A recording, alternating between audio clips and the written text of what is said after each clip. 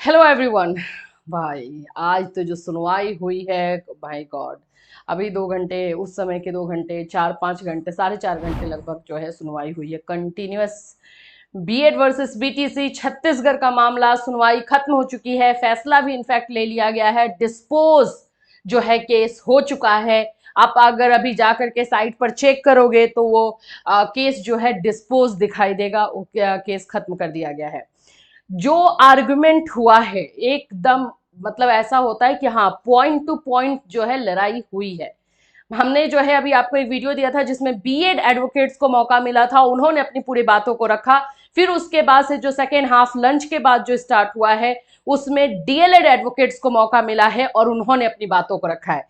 सारे पॉइंट्स तो लिखे हुए हैं, 2 पेज वहां था तो 2 पेज यहाँ पे है। मैंने तो बहुत कम पॉइंट्स लिखे थे, लेकिन चलो, सुनवाई क्या हुई है क्या नहीं उस पे तो कोर्ट ऑर्डर आता है तो हम आपको और डिटेल में बताएंगे। फिलहाल जो पॉइंट्स डीएलएड एडवोकेट्स की तरफ से रखा गया है वो जान लेना बहुत जरूरी है। सबसे पहला अगर मैं पॉइंट बोलूं तो डीएलएड एडवोकेट में जो पॉइंट्स उन्होंने रखा है, जाहिर सी बात है कि ये छत्तीसगढ़ का मामला है तो छत्तीसगढ़ के सर्विस रूल को जो है बीएड एडवोकेट ने पॉइंट बनाया था, तो उसको इन्होंने पहले बताया कि छत्तीसगढ़ सर्विस रूल के अकॉर्डिंग जब 11 अगस्त 2023 को फैसला आ गया कि हाँ बीएड प्राइमरी से बाहर है, तो उसके बाद छत्तीसगढ़ गवर्नमेंट ने बीएड को जो पूरी टीचिंग प्रक्रिया चल रही थी, शिक्षण भर्ती प्रक्रिया, उसमें से हटाया। उन लोगों ने हटाया एंड देन फिर ये लोग आगे बढ़े थे, तो ये सारी चीजें भी उठाई गई है। दूसरा जो बहुत इंपॉर्टेंट पॉइंट है जो उठाया गया है, मीनाक्षी मैम की तरफ से ये 2-3 बार बोला गया, रिव्यू पेटिशन डिसमिस्ड।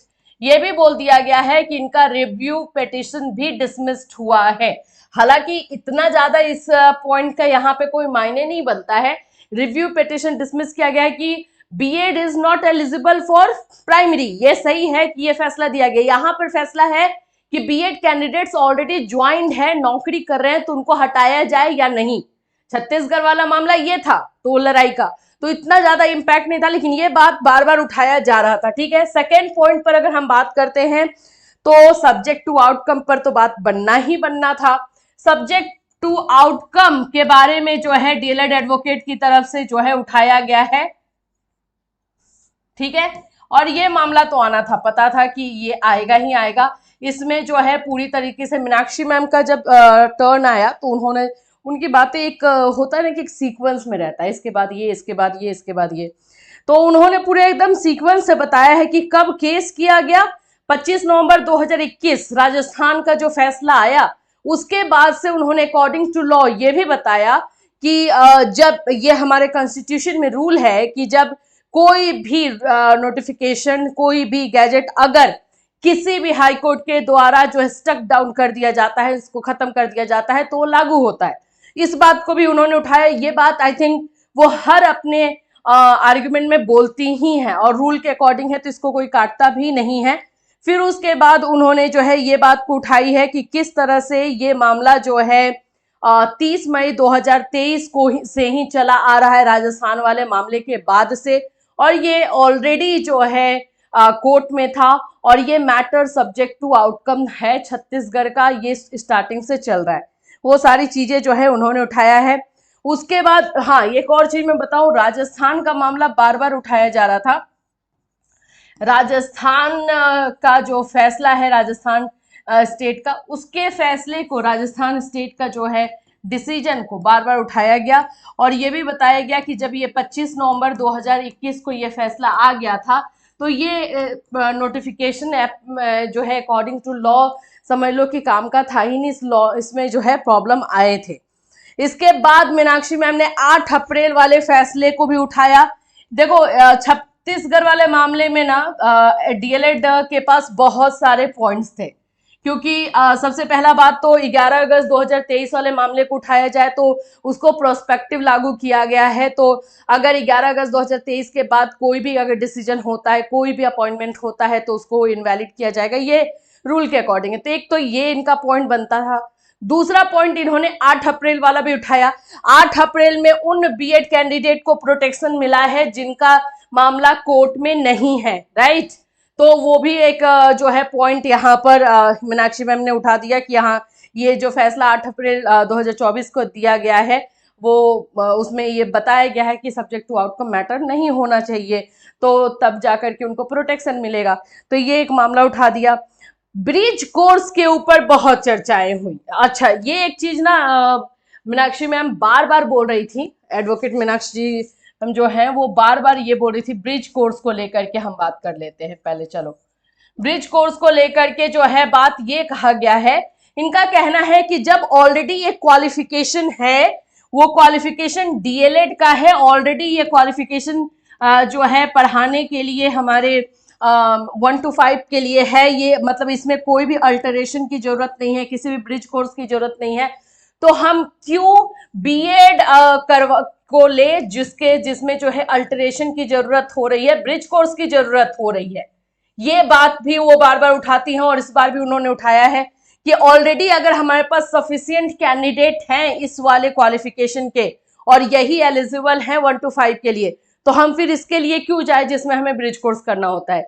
ये भी उठाया उन्होंने। साथ ही साथ ये बात भी उन्होंने बोली है कि ये जो डीएलएड के नंबर्स पे बात हो रही है कि बीएड कैंडिडेट को 1 to 5 में नहीं लिया जाता है तो सीट्स खाली रह जाते हैं, उस पर भी बोला है कि ऐसा नहीं है, सफिशिएंट डीएलएड कैंडिडेट हैं। छत्तीसगढ़ में भी बताया है, बाकी जगहों पे भी बताया कि वो तो सफिशिएंट है, तो इस पर भी जो है आर्गुमेंट दिया।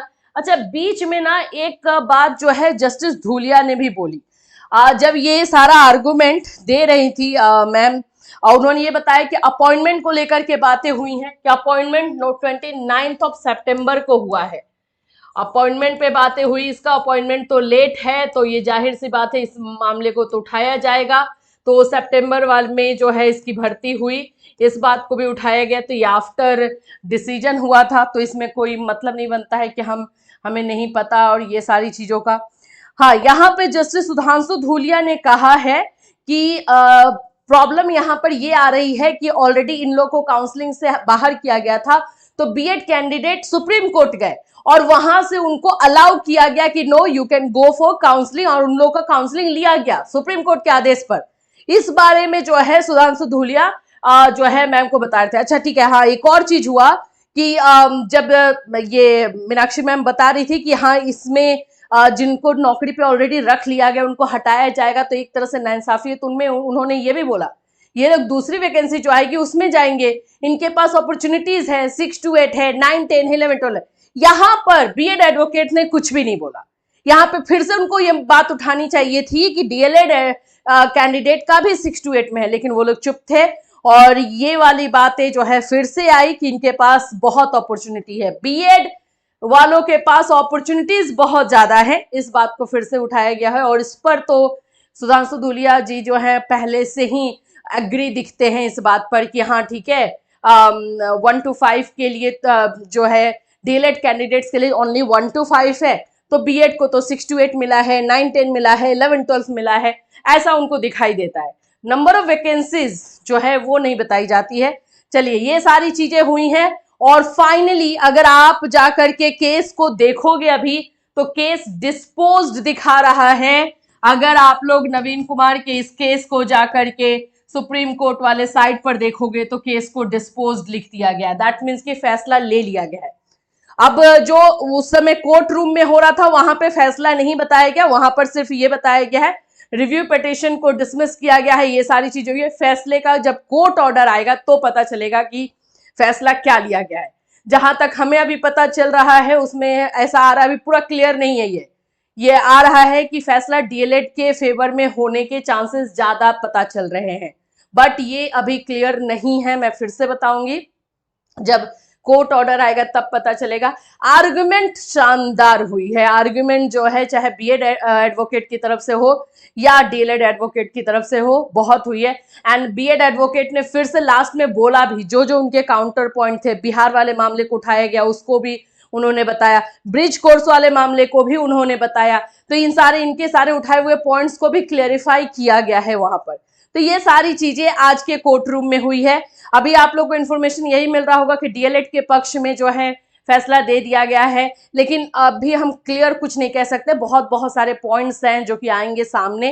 चांसेस क्या है, क्या बन रहा है, ये देखने वाली बात है। और जैसे ही कोर्ट ऑर्डर आता है वैसे आप लोगों को क्लियरली बता दिया जाएगा। कोर्ट ऑर्डर आने के बाद से बहुत सारी चीजें क्लियर होंगी।